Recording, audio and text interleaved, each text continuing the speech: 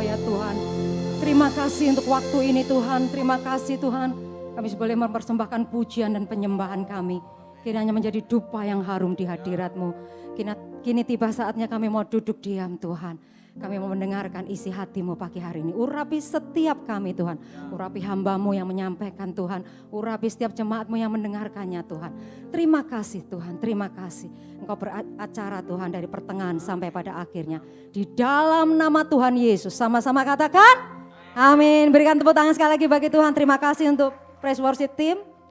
Puji Tuhan, Shalom Bapak Ibu, Saudara sekalian. Terima kasih kepada Bapak Gembala dan tim pastoral yang sudah memberikan kesempatan kepada saya pagi hari ini untuk berbagi kebenaran firman Tuhan, Saudara. Nah, berapa waktu yang lalu ketika tim pastoral memberikan jadwal kepada saya mulai mempersiapkan diri untuk bertanya, berdoa kepada Tuhan. Apa yang harus saya sampaikan pagi hari ini. Nah, ketika sempat juga berpikir, Saudara, saya akan mengulang apa yang pernah saya sampaikan di komunitas lain ya. Tetapi pada saat saya merenungkan firman Tuhan, pada saat saya sungguh-sungguh mencari, nah Tuhan mengarahkan saya, menuntun saya terhadap firman Tuhan yang akan saya sampaikan pagi hari ini. Dan saya yakin dan percaya bahwa Tuhan rindu mengingatkan saudara dan saya ya. Karena apa Saudara? Tuhan mengasihi saudara dan saya. Amin. Saudara, saya bukan lebih pintar dari saudara, kita sama-sama belajar. Kalau ini menjadi teguran buat saya, kiranya juga menjadi teguran bagi saudara semua. Amin, saudara. Nah, tema renungan firman Tuhan pagi hari ini, saya kasih tema palsu atau sejati. Pakai tanda tanya, saudara ya. Palsu atau sejati gitu ya. Nah, kalau palsu itu ya saudara sebenarnya udah tahu artinya ya. Ya silahkan slide selanjutnya, tiruan ya. Bohong-bohongan, semu, gadungan, samaran, ilegal. Itu adalah kata lain atau arti dari kata palsu, saudara. Nah kemudian untuk slide berikutnya yaitu kata lain sejati, yaitu asli, tulen, original atau orisinil, murni. Ya itu kata lain dari sejati. Nah kalau di dalam bentuk barang misalnya dari segi bentuk saudara ya, kalau dilihat sepintas yang namanya palsu itu bisa mirip dengan yang asli saudara. Tetapi kalau kita dekati, kita raba, kita pegang, baru ketahuan oh beda dengan yang asli. Nah dari segi kualitas biasanya yang palsu itu mudah rusak ya saudara ya. Gampang berubah warna ya misalnya seperti itu. Pokoknya nggak tahan banting, nggak awet. Tetapi yang asli saudara lebih awet ya karena kualitasnya bagus. Dari segi nilai atau value saudara ya, yang asli tentu harganya lebih mahal. Sedangkan yang palsu harganya jauh lebih murah. Contohnya saudara ya emas ya, kalau emas asli dibanding dengan imitasi mungkin dari segi bentuk, dari segi warna saudara, dari segi berat pun bisa dibikin sama gitu loh. Nah berlian juga begitu, antara berlian asli dengan yang sirkon, sepintas kelihatannya sama, kilonya bisa sama saudara. Tetapi tentu dari nilai value-nya ya, dari kualitasnya semuanya tentu beda saudara. Nah pagi hari ini saudara, kita akan melihat dari sudut pandang Tuhan ya, melalui firman-Nya, bagaimana Tuhan itu mendeskripsikan atau memberikan sebuah gambaran kepada kita bahwa di dalam kekristenan pun itu ada yang asli, sejati atau murni, tetapi ada juga yang palsu. Nah kita juga akan melihat apa yang menjadi tolok ukurnya saudara. Nah sebelum kita membaca ayat-ayat firman-Nya, saudara, kita akan melihat slide selanjutnya, yaitu Yesaya 58. Ya, di dalam terjemahan bahasa Indonesia yang baru, itu perikopnya berjudul kesalehan yang palsu dan sejati. Maka itu saya ambil tema ini dari terjemahan bahasa Indonesia. Kemudian kalau kita lihat dari terjemahan CEV, saudara, atau Contemporary English Version, itu perikopnya berjudul True Religion. Sementara beberapa terjemahan lain itu lebih mengarah kepada tentang puasa dan tata caranya saudara. Tetapi saya lebih mau fokus ya bukan kepada puasanya pagi hari ini.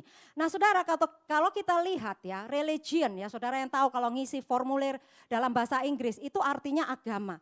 Tetapi ada lain kalau saudara periksa lagi artinya yaitu iman, pemujian, pemujaan ya atau ibadah saudara. Kemudian ada lagi ditemukan cara hidup pendeta. Ya, cara hidup orang beriman. Itu yang dinamakan religion, saudara. Nah, kalau kita tarik ke belakang, saudara ya, di pasal 56 sampai 66, itu tema besar dari Yesaya pasal 56 sampai 66 itu adalah penggenapan, keselamatan dan syarat-syaratnya. Nah, Tuhan berfirman melalui Nabi Yesaya, ini ditujukan untuk bangsa Israel ya pada masa pra pembuangan ya, sebelum dibuang di Babel. Kemudian ditujukan kepada bangsa Israel masa pembuangan dan juga ditujukan kepada bangsa Israel ya setelah mereka kembali dari pembuangan dan juga ditujukan kepada semua umat Allah sampai akhir zaman. Artinya saudara dan saya. Amin saudara. Jadi firman ini berlaku untuk segala waktu saudara ya, dari masa ke masa. Nah, kita akan lihat slide selanjutnya. Kita lihat arti dari kesalehan, saudara, menurut KBBI ya, Kamus Besar Bahasa Indonesia. Dikatakan bahwa kesalehan itu adalah ketaatan atau kepatuhan dalam menjalankan ibadah. Yang kedua adalah kesungguhan menunaikan ajaran agamanya, saudara. Nah, sekarang kita sama-sama baca Yesaya 58 mulai ayat 1 dan seterusnya. Saya minta tolong multimedia untuk ditampilkan.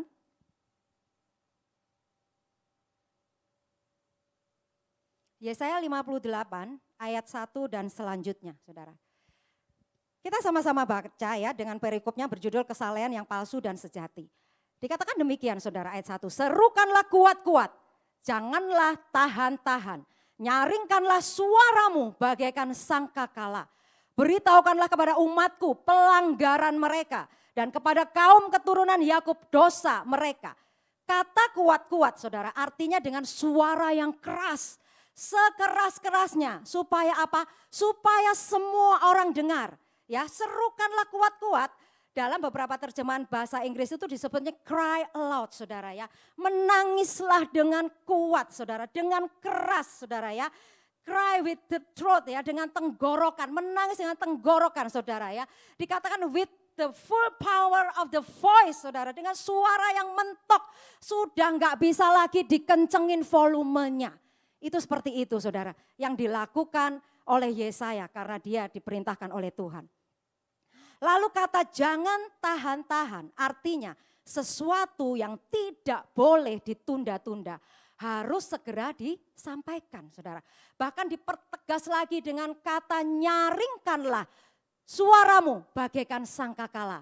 Dalam ayat 1 ini saudara, sebenarnya kalau kita mau teliti atau kita mendalami, kita ikut merasakan apa yang disampaikan oleh Yesaya saudara ya. Itu mengandung satu kemarahan atau emosi yang ditahan yang akhirnya meledak saudara. Nah pertanyaannya sekarang, kok Tuhan menyuruh Nabi Yesaya untuk teriak sampai sedemikian rupa? Sebenarnya ada apa? Ya, apa yang telah membuat Tuhan itu marah? Kita akan lihat jawabannya dari ayat-ayat selanjutnya saudara ya. Kemudian ayat 2 dan seterusnya, ayat 2 dan 3 nanti akan kita bagi atau kelompokkan menjadi 4 bagian saudara ya. Ayat 2 dan 3 dan seterusnya, jadi kita akan bagi menjadi 4 bagian. Yang bagian pertama ayat 2 dikatakan demikian, memang setiap hari mereka mencari aku dan suka untuk mengenal segala jalanku. Seperti bangsa yang melakukan yang benar dan yang tidak meninggalkan hukum Allahnya. Mereka menanyakan aku tentang hukum-hukum yang benar. Mereka suka mendekat menghadap Allah. Tanyanya, mengapa kami suka berpuasa? Stop dulu ya saudara ya, nanti kita lanjutkan. Nah kata memang saudara artinya sebenarnya, realnya ya, kenyataannya ya. Mereka itu setiap hari mencari Tuhan. Suka berdoa, punya jam-jam doa, bertekun di dalam doa. Kemudian yang kedua tadi dikatakan suka untuk mengenal segala jalan Tuhan. Jalan Tuhan sama dengan firman Tuhan, artinya baca Alkitab, merenungkan firman Tuhan. Bahkan rajin mengikuti seminar-seminar saudara, sering berdiskusi tentang firman Tuhan. Ya kemudian yang ketiga tadi dikatakan seperti bangsa yang melakukan yang benar dan tidak meninggalkan hukum-hukum Tuhan. Jadi artinya senang menjalankan perintah-perintah agama. Nah kemudian yang keempat saudara, bertanya kepada Tuhan tentang hukum-hukum yang benar. Suka tanya sama Tuhan, suka minta tanda sama Tuhan. Kemudian selanjutnya dikatakan suka mendekat dan menghadap Allah. Ini berbicara tentang keintiman, intimacy saudara. Jadi suka bersekutu dengan Tuhan, memuji, menyembah Tuhan. Kemudian yang keenam adalah suka berpuasa. Kalau kita lihat ayat-ayat tersebut saudara, kurang apa lagi? Luar biasa ya yang dilakukan ya, pasti masuk surga ini. Enggak mungkin enggak ya, katakanlah begitu ya. Karena intim dengan Tuhan, suka jalan-jalan Tuhan saudara. Suka mendekat dengan Tuhan saudara ya. Tetapi saudara kita akan lihat ayat-ayat selanjutnya nanti ya saudara ya. Dan berpuasa itu adalah salah satu gambaran kita ini merendahkan diri di hadapan Tuhan. Mematikan hawa nafsu kita. Juga puasa ini adalah salah satu bagian ibadah yang memperlengkapi atau memperkuat daripada doa. Ya saudara, makanya puasa selalu diiringi dengan doa. Ada yang namanya ibadah doa puasa saudara. Makanya dalam firman ini ada yang mengatakan saudara jenis ini tidak dapat diusir kecuali dengan doa dan puasa. Jadi puasa itu sebagai penguat saudara. Artinya enggak cukup cuman berdoa. Tetapi harus ditambah puasa supaya berkuasa doa yang kita naikkan saudara ya. Seperti halnya kalau kita 2 kali vaksin enggak cukup. Kita mesti booster, kira-kira seperti itu saudara. Nah maka kalau seseorang dalam pergumulan yang sangat berat ya, enggak cukup berdoa, biasanya plus ekstra puasa saudara. Nah berpuasa saudara kita lihat ya, lebih sulit sebenarnya daripada kita cuman ibadah yang lain-lain saudara. Karena berpuasa ini adalah berbicara tentang penguasaan diri. Sebenarnya bukan masalah saudara dan saya tidak makan, tidak minum, tetapi lebih dari penguasaan diri secara keseluruhan, yaitu roh, tubuh, jiwa, ya saudara, pikiran saudara, semuanya saudara. Bagaimana kita menjadi sebuah pribadi yang utuh di hadapan Tuhan, bukan bagian per bagian ya. Selanjutnya kita balik ke Yesaya 58, sekarang kita baca ayat yang ke-3, saudara, 3a tepatnya ya. Dikatakan demikian saudara, mengapa kami berpuasa dan engkau tidak memperhatikannya juga? Mengapa kami merendahkan diri dan engkau tidak mengindahkannya juga? Lalu jawab Tuhan, ini merupakan bagian yang kedua saudara ya. Kita baca ayat 3b. Sesungguhnya pada hari puasamu engkau masih tetap mengurus urusanmu ya. Dan kamu mendesak-desak semua buruhmu. Ayat 4. Sesungguhnya kamu berpuasa sambil berbantah dan berkelahi serta memukul dengan tinju dengan tidak semena-mena. Dengan caramu berpuasa seperti sekarang ini, suaramu tidak akan didengar di tempat tinggi. Padahal salah satu tujuan puasa adalah saudara untuk mempercepat jawaban Tuhan. Benar saudara ya. Tetapi justru kita mendapat respon yang sebaliknya. Selanjutnya kita baca ayat 5. Sungguh-sungguh inikah berpuasa yang ku kehendaki dan mengadakan hari merendahkan diri. Jika engkau menundukkan kepala seperti gelagah, dan membentangkan kain karung dan abu sebagai lapik tidur, sungguh-sungguh itukah yang kau sebutkan berpuasa, mengadakan hari yang berkenan pada Tuhan. Nah kemudian kita akan lihat bagian yang ketiga, saudara, apa yang dikehendaki Tuhan. Kita baca ayat yang ke-6, saudara ya. Bukan, berpuasa yang ku kehendaki ialah supaya engkau membuka belenggu-belenggu kelaliman ya. Beberapa arti daripada kelaliman kalau kita baca dari KBBI adalah kekejaman, kejahatan, ya, ketidakadilan, kekurang ajaran, keserakahan atau rakus saudara. Dan kemudian selanjutnya, dan melepaskan tali-tali kuk supaya engkau memerdekakan orang yang teraniaya dan mematahkan setiap kuk saudara. Kuk itu adalah kayu lengkung ya yang ditaruh di tengkuk daripada kerbau atau lembu untuk menarik bacak saudara. Nah kuk ini menggambarkan permasalahan hidup ya, persoalan-persoalan hidup, beban hidup yang dialami oleh seseorang ya. Kemudian kita baca ayat 7 selanjutnya apa yang dikehendaki Tuhan. Supaya engkau memecah-mecah rotimu bagi orang yang lapar. Artinya menjadi berkat bagi orang-orang yang membutuhkan. Dan membawa ke rumahmu orang miskin yang tak punya rumah. Artinya menyediakan tempat tinggal. Kemudian selanjutnya, dan apabila engkau melihat orang telanjang supaya engkau memberi dia pakaian. dan tidak menyembunyikan diri terhadap saudaramu sendiri. Jadi kalau kita lihat saudara ayat 6 dan 7 ini saudara, yang dipermasalahkan Tuhan itu bukan puasanya.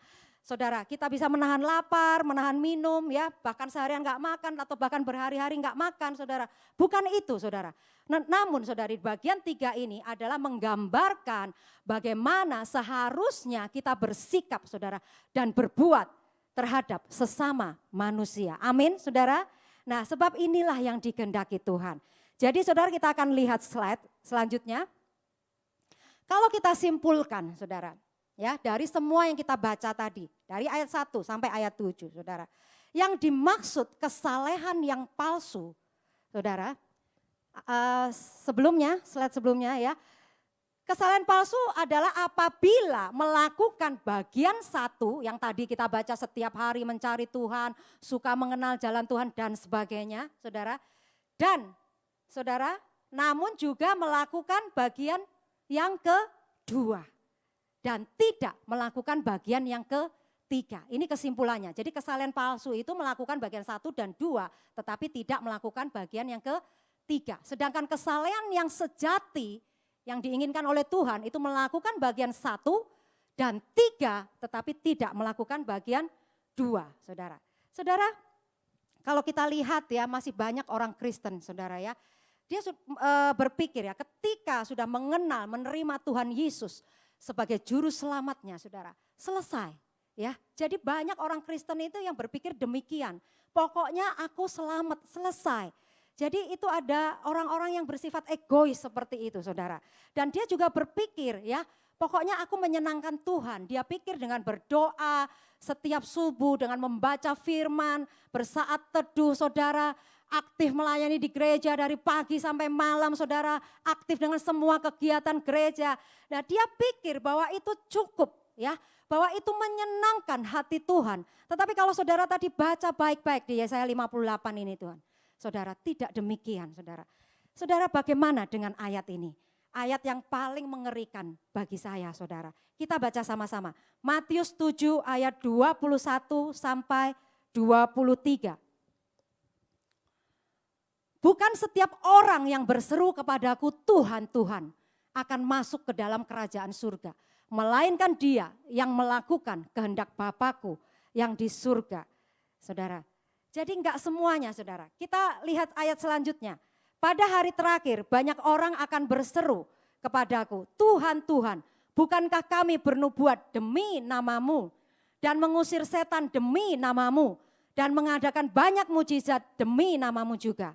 Pada waktu itulah aku akan berterus terang kepada mereka dan berkata, aku tidak pernah mengenal kamu, enyahlah daripadaku, kamu sekalian pembuat kejahatan. Saudara yang dimaksud ini siapa kira-kira yang bernubuat, mengusir setan, mengadakan mujizat saudara? Tentu bukan jemaat awam saudara. Ini adalah levelnya adalah orang-orang yang memiliki kerohanian yang sudah matang harusnya. Orang-orang yang melayani Tuhan, hamba-hamba Tuhan saudara, yang mempunyai keintiman dengan Tuhan. Ya, jadi mereka itu sebenarnya harusnya termasuk orang-orang saleh. Tetapi kenapa Tuhan tolak? Bahkan Tuhan katakan pembuat kejahatan saudara. Kira-kira mengapa saudara? Ini jawabannya saudara. Kita akan buka di Matius 25 ayat 41 sampai 46. Perikopnya adalah penghakiman terakhir. Dikatakan demikian saudara, dan ia akan berkata juga kepada mereka yang di sebelah kirinya, enyahlah dari hadapanku, hai kamu orang-orang terkutuk, enyahlah ke dalam api yang kekal yang telah sedia untuk iblis dan malaikat-malaikatnya. Sebab ketika aku lapar kamu tidak memberi aku makan, ketika aku haus kamu tidak memberi aku minum, ketika aku seorang asing kamu tidak memberi aku tumpangan. Ketika aku telanjang, kamu tidak memberi aku pakaian. Ketika aku sakit dan dalam penjara, kamu tidak melawat aku. Ini mirip dengan yang di Yesaya 58 tadi saudara. Lalu ayat 44. Lalu mereka pun akan menjawab dia katanya, Tuhan, bila manakah kami melihat engkau lapar atau haus, atau sebagai orang asing, atau telanjang, atau sakit, atau dalam penjara, dan kami tidak melayani engkau. Ayat 45. Maka ia, Yesus akan menjawab mereka, aku berkata kepadamu sesungguhnya segala sesuatu yang tidak kamu lakukan untuk salah seorang dari yang paling hina ini, kamu tidak melakukannya juga untuk aku. Ayat 46, dan mereka ini akan masuk ke tempat siksaan yang kekal, tetapi orang benar ke dalam hidup yang kekal. Dari ayat-ayat yang sudah kita baca ini saudara, kita pelajari pagi hari ini saudara, betapa concern-nya, pedulinya ya saudara ya, perhatiannya Tuhan itu terhadap ciptaannya, yaitu manusia yang diciptakan menurut rupa dan gambarnya, yang diciptakan menurut peta dan teladannya. Berarti saudara, kalau kita ambil kesimpulan lagi, predikat saudara, kesalehan sejati bukan untuk orang-orang yang hanya rajin ibadah, saudara, rajin berdoa, rajin berpuasa, menyembah Tuhan, intim dengan Tuhan, saudara, tahu kebenaran firman Tuhan. Namun juga yang harus peduli saudara, concern terhadap sesamanya manusia. Sebab dari ayat-ayat yang kita baca tadi, Yesaya 58. Tadi kalau kita rangkum ada dua saudara, yaitu vertikal dan horizontal. Vertikal, bagaimana hubungan kita secara pribadi dengan Tuhan. Kemudian vertikal saudara, horizontal, bagaimana hubungan kita terhadap sesama manusia. Ini sama dengan yang dikatakan di Markus 12 ayat 29 sampai 31 kita akan baca. Markus 12 ayat 29. Jawab Yesus, hukum yang terutama ialah dengarlah hai orang Israel, Tuhan Allah kita, Tuhan itu Esa. Kasihlah Tuhan Allahmu dengan segenap hatimu dan dengan segenap jiwamu dan dengan segenap akal budimu dan dengan segenap kekuatanmu. Dan hukum yang kedua ialah kasihlah sesamamu manusia seperti dirimu sendiri. Tidak ada hukum lain yang lebih utama daripada kedua hukum ini, saudara. Saudara, dikatakan juga dari ayat yang lain, saudara, pada kedua hukum inilah tergantung seluruh hukum Taurat dan kitab para nabi. Dengan demikian saudara, isi Alkitab intinya hanya dua sebenarnya. Mengasihi Tuhan dan mengasihi sesama, itu sesuatu yang tidak bisa dipisahkan saudara. Inilah saudara kekristenan yang sejati, kekristenan yang murni saudara. Kristen yang asli saudara. True religion saudara adalah perpaduan tadi dari bagian 1 dan bagian 3 yang dilambangkan dengan salib saudara. Artinya kita tidak bisa hanya memiliki hubungan dengan Tuhan saudara, vertikal saja, namun kita mengabaikan yang horizontal, hubungan kita dengan manusia saudara. Nah firman Tuhan katakan demikian, kita buka saudara ya, 1 Yohanes 4 ayat 20. 1 Yohanes 4 ayat 20 dikatakan, jikalau seorang berkata aku mengasihi Allah dan ia membenci saudaranya, maka ia adalah pendusta. Karena barang siapa tidak mengasihi saudaranya yang dilihatnya, tidak mungkin mengasihi Allah yang tidak dilihatnya. Oleh sebab itu saudara, salib itu adalah gambaran daripada vertikal dan horizontal. Kita sering mendengar orang Kristen pikul salib setiap harinya. Ya pikul salib, salib seringkali digambarkan sebagai penderitaan saudara, beban hidup. Namun pagi hari ini kita juga belajar saudara bahwa salib adalah melambangkan hubungan kita dengan Tuhan dan dengan sesama saudara. Nah sekarang pertanyaannya saudara, mengasihi sesama seperti diri kita sendiri itu bagaimana? Saudara, apa kita harus jadi mirip-mirip seperti Mother Teresa atau seperti orang-orang yang mengabdikan dirinya di dalam pelayanan-pelayanan kemanusiaan? Itu yang sempat saya pikirkan, saudara ya, dalam diri saya, saudara. Tetapi Tuhan mengajar saya, jangan muluk-muluk dulu ya, jangan mikir terlalu jauh ya. Jadi begini saudara, kita ini dikasih talenta, kita dikasih karunia, dikasih panggilan saudara, passion itu berbeda-beda untuk menggenapi tujuan Tuhan, saudara, God purpose, ya, destiny, tujuan ilahi, saudara, divine destiny, saudara ya, dalam hidup kita. Nah, mengasihi sesama seperti diri kita sendiri. Simpelnya atau sederhananya begini, saudara. Kalau kita tahu dicubit ya, dipukul, dilukai itu sakit, saudara. Kalau kita nggak mau dicubit, dilukai, dipukul, ya kita jangan melakukan itu terhadap orang lain, saudara. Intinya kita tuh harus bercermin kepada diri kita sendiri sebelum kita bertindak ke orang lain ya. Seandainya saya jadi dia bagaimana? Seandainya saya diperlakukan seperti dia bagaimana? Jadi kita ini harus bercermin kepada diri kita sendiri. Oleh sebab itu Lukas 6 ayat 31 tidak usah dibuka saudara. Dan sebagaimana kamu kehendaki supaya orang perbuat kepadamu, perbuatlah juga demikian kepada mereka, saudara. Seperti itu, saudara. Dan juga kita tidak boleh berdasarkan like or dislike. Kalau saya suka dia, saya akan baik sama dia. Kalau dia butuh pertolongan, saya akan tolong. Tetapi karena saya nggak suka sama dia, saya nggak perlu berteman dengan dia. Dan kalau dia minta pertolongan, saya nggak akan kasih. Ya, Tuhan tentu tidak ingin kita itu like or dislike dalam hidup ini, dalam mengasihi sesama, saudara. Nah, saudara, mungkin kita tidak merasa, saudara, pernah merugikan orang lain, menindas orang lain seperti yang disebutkan di Yesaya tadi, saudara. Tetapi pertanyaannya, bagaimana lidah kita, saudara ya? Nah, kita akan baca di Yakobus 3, saudara, ayat 9 sampai 10. Adakah kata-kata kita itu, saudara ya, bagaikan pisau yang tajam melukai orang? Apakah perkataan kita itu membangun orang lain atau justru melemahkan, saudara? Kita baca, dengan lidah kita memuji Tuhan, Bapa kita. Dan dengan lidah kita mengutuk manusia yang diciptakan menurut rupa Allah. Kemudian ayat 10, saudara. Dari mulut yang satu keluar berkat dan kutuk. Hal inilah, saudara-saudaraku, tidak boleh demikian terjadi. Berapa banyak, saudara, saat ibadah kita bisa menyembah Tuhan, memuji Tuhan dengan menangis, mengeluarkan kata-kata yang indah untuk Tuhan. Tetapi begitu keluar gereja, saudara, bisa maki-maki orang, ya. Maki-maki dengan isi kebun binatang, kata-kata yang kasar, saudara, sudah lupa dengan apa yang tadi di dalam gereja. Kemudian lanjutnya, saudara, bagaimana sikap kita dalam kehidupan keseharian kita. Karena iman itu harus disertai dengan perbuatan. Yakobus 2 mengatakan iman tanpa perbuatan itu adalah kosong. Iman tanpa perbuatan itu adalah mati, saudara. Perbuatan yang dimaksud harus, saudara, selalu tertuju ke arah vertikal dan juga horizontal, saudara ya. Jangan seperti ahli-ahli Taurat, saudara, orang-orang Farisi, saudara ya, di mana Tuhan Yesus pernah mengecam mereka. Karena mereka adalah orang-orang yang pintar khotbah, pintar menasihatin orang, tetapi mereka sendiri tidak melakukannya, saudara. Mereka seringkali mengalihkan tanggung jawabnya kepada orang lain, saudara. Dan semua yang mereka lakukan tuh yang penting dilihat orang. Nah, maka Tuhan itu juga bilang, saudara, jangan ikuti perbuatan mereka, ikutin pengajarannya. Oke ya, saudara. Saya mau cerita sedikit, saudara ya, pembantu saya, ya pekerjaan dia udah ikut belasan tahun ya. Saya dapat dia dulu dari Komsel dari gereja kita yang lama. Nah, dia tuh suka mencarikan orang-orang yang butuh pembantu gitu ya.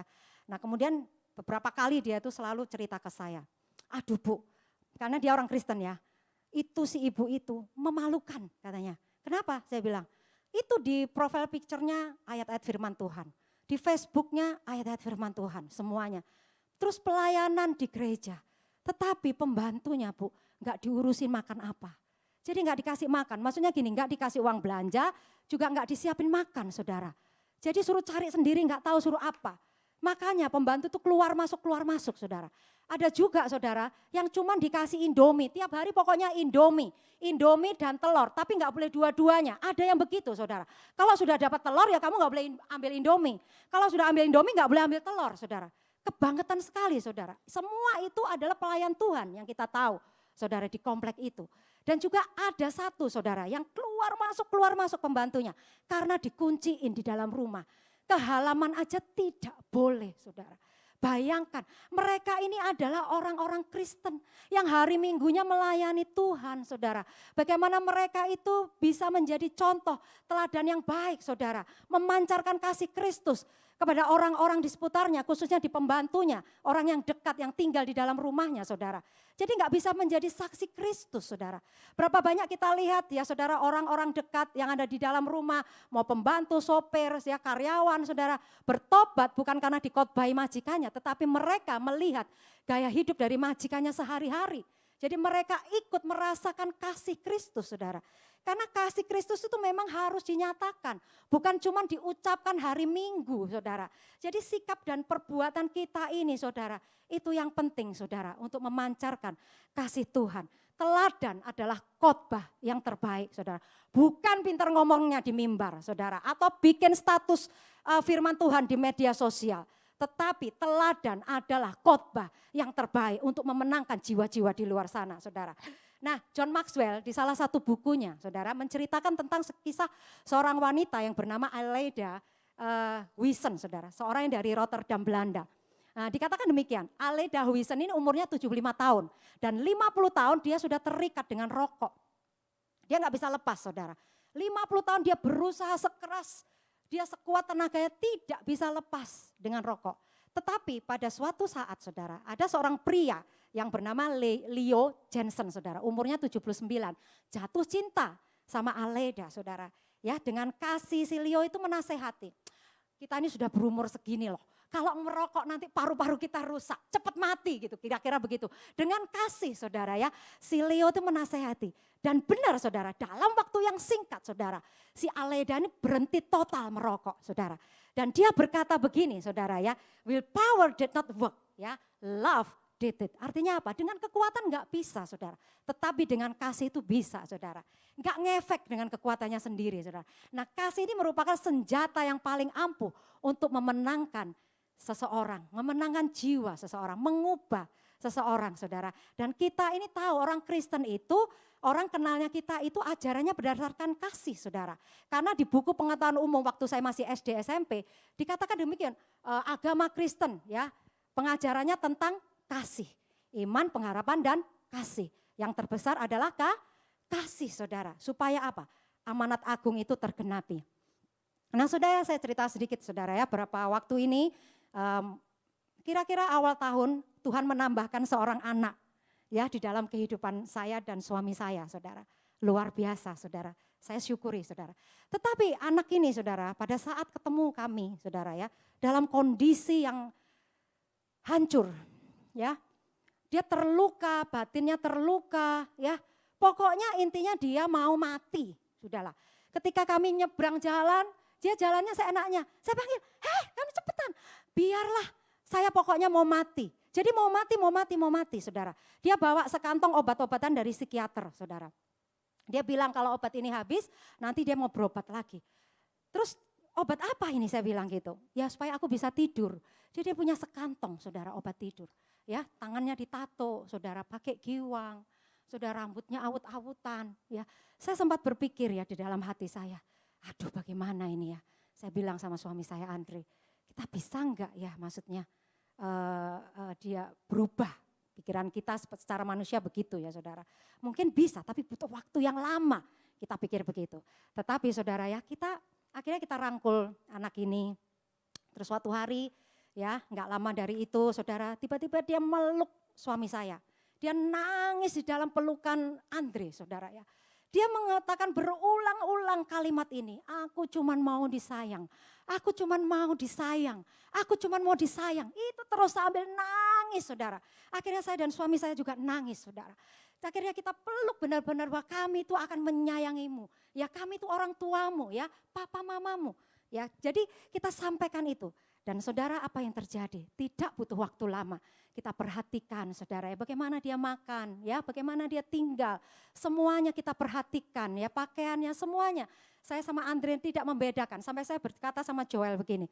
Joel kamu gak boleh iri ya sama Koko. Saya bilang gitu. Enggak ya. Joel ini selama ini kalau saya tanya kamu mau adik enggak? Enggak. Dia bilang selalu jawabannya tidak. Karena dia pikir kalau saya punya anak lagi dia nggak disayang gitu loh saudara. Jadi dia nggak mau, pokoknya kalau ada anak lain di rumah dia nggak mau. Ya takut nggak disayang lagi sama papa mama. Tetapi terhadap ini saudara dia bilang dia sayang banget sama Koko ini. Ya setiap kali makan sama-sama kalau selalu dia bilang ajak Koko mama. Mau nonton ajak Koko mama. Selalu begitu saudara. Dan singkat cerita saudara saya juga bergumul saudara karena anak ini enggak sekolah, putus sekolah mau kerja apa gitu. Tetapi Tuhan buka jalan. Dan berapa waktu ini dia sudah bekerja dengan semangat sekali. Bekerja dengan bagus saudara, disayang sama bosnya.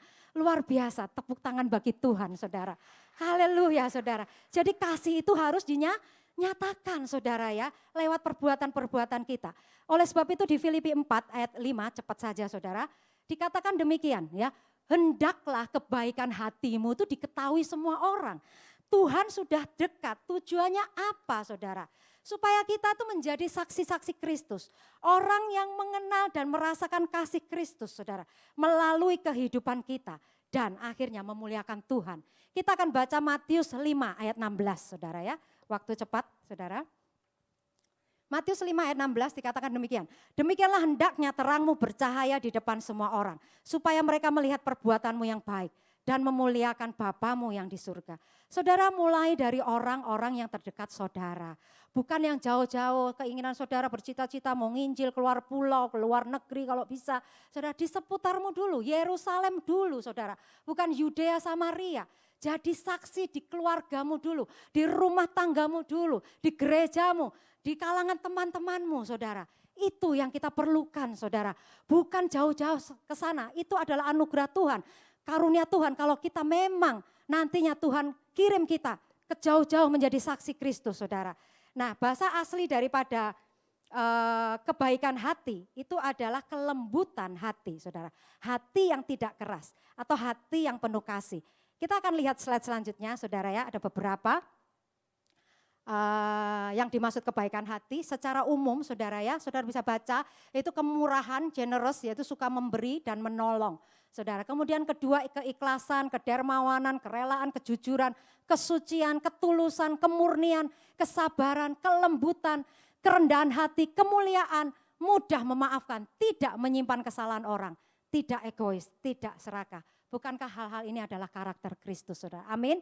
Dan biarlah ini ada di dalam kehidupan kita. Ya, bersyukur dengan gereja kita, saudara.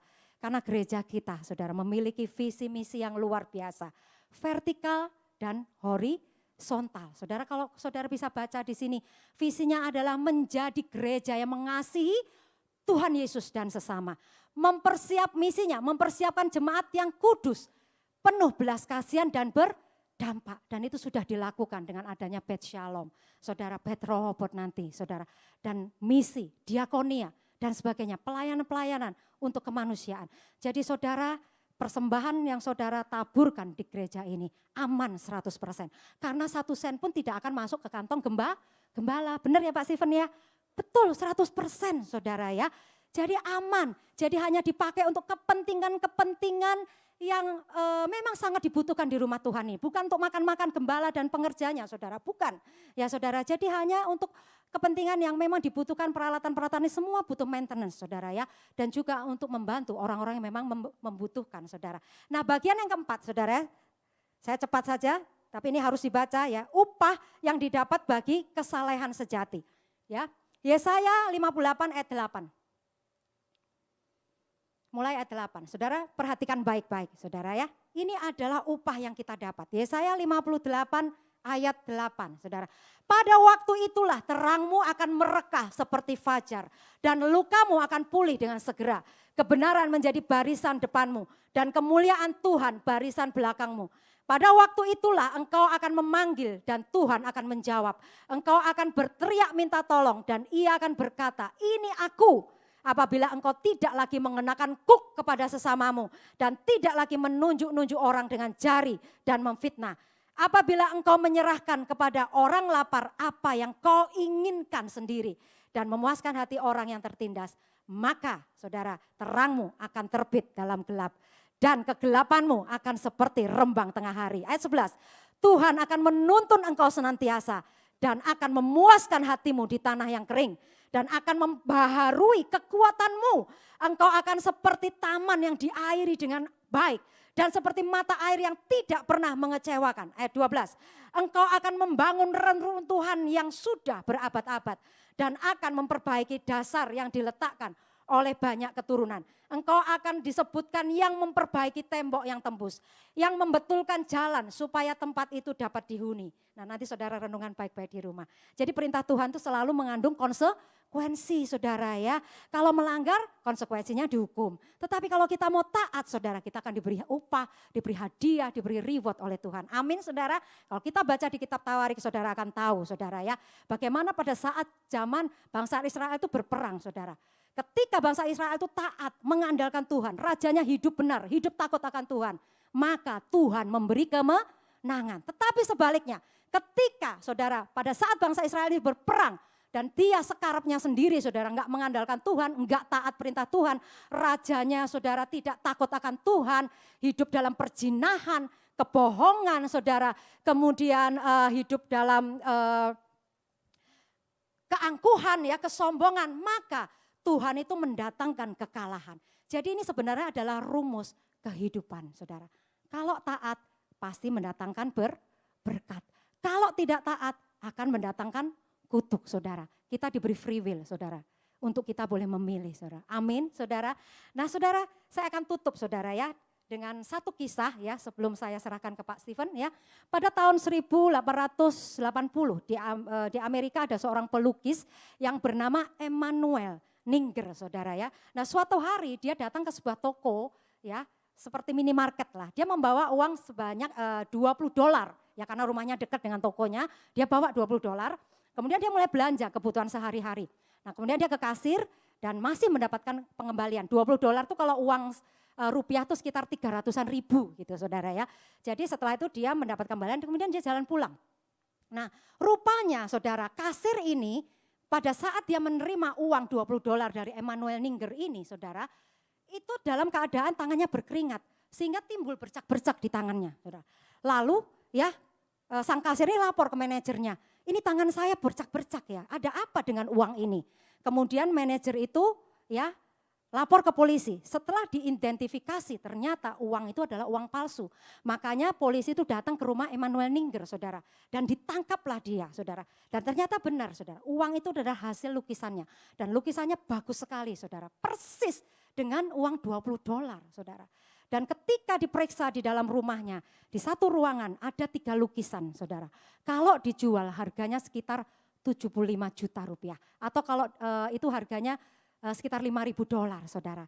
Bayangkan, saudara, di tempat yang sama Emmanuel Ninger ini, saudara, dia melukis, saudara. Dengan sebenarnya kalau dia mau jual lukisannya itu $5.000 atau seharga 75 juta, saudara, ya, maaf.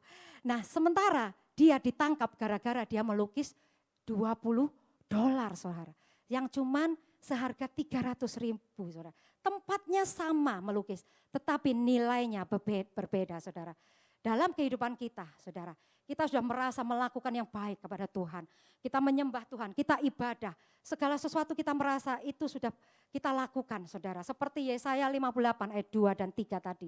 Dan anggap saja itu, saudara. Itu adalah yang $5.000, yang 75 juta itu, saudara. Tetapi, saudara, jangan sampai dirusakkan dengan yang $20 karena kita mengabaikan sesama kita. Amin, saudara. Biar pagi hari ini, saudara, kita masing-masing introspeksi diri kita. Kita cek diri kita, saudara. Apakah, saudara, Tuhan mendapati kita sebagai orang-orang Kristen yang sejati, memiliki kesalehan sejati. Artinya bagaimana, saudara? Mengasihi Tuhan dan mengasihi sesama. Amin, saudara. Saya jemput bangkit berdiri, saudara. Saya undang pemarah pemain musik. Haleluya. Di Matius 5 ayat 20 dikatakan, jika hidup keagamaanmu tidak lebih benar daripada hidup keagamaan ahli-ahli Taurat dan orang-orang Farisi, sesungguhnya kamu tidak akan masuk ke dalam kerajaan surga. Jadi betapa suci dan salehnya kita ini harus hidup. Karena surga itu bukan murahan, saudara. Setiap orang gampang bisa masuk. Keselamatan yang kita terima, amin, saudara. Kita percaya Tuhan Yesus, kita diselamatkan. Tetapi keselamatan itu harus dikerjakan. Harus dikerjakan dengan mengasihi Tuhan Yesus dan mengasihi sesama kita. Amin, saudara. Haleluya.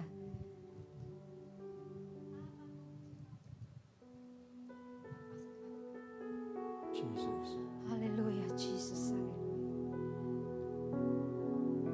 Betapa ku mencintai Segala yang telah terjadi, tak pernah sendiri jalani hidup ini, selalu menyertai. Betapa ku menyadari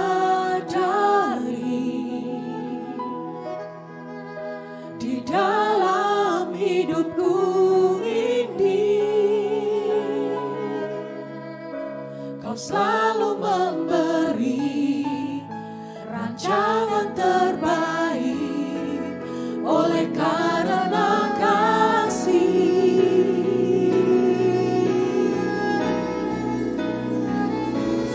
Bapa, sentuh hatiku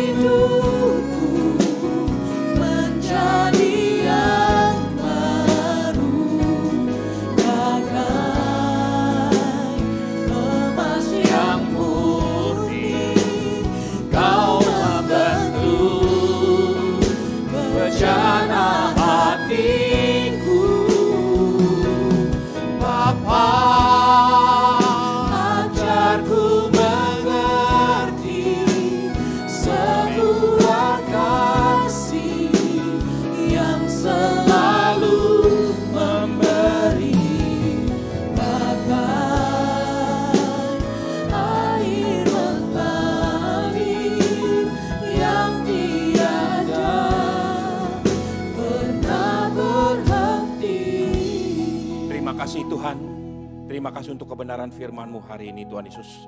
Tuhan, ajar kami menjadi anak-anak-Mu yang sejati Tuhan Yesus, yang sungguh-sungguh mendengar dan melakukan firman-Mu, supaya hidup kami menjadi kesaksian buat banyak orang, dan supaya nama Tuhan dipermuliakan dalam hidup kami. Terima kasih Bapa, terima kasih.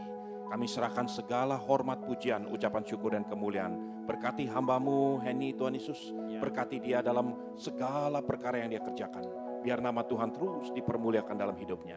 Dalam nama Yesus. Semua yang percaya dan sudah diberkati sama-sama katakan amin. Amin.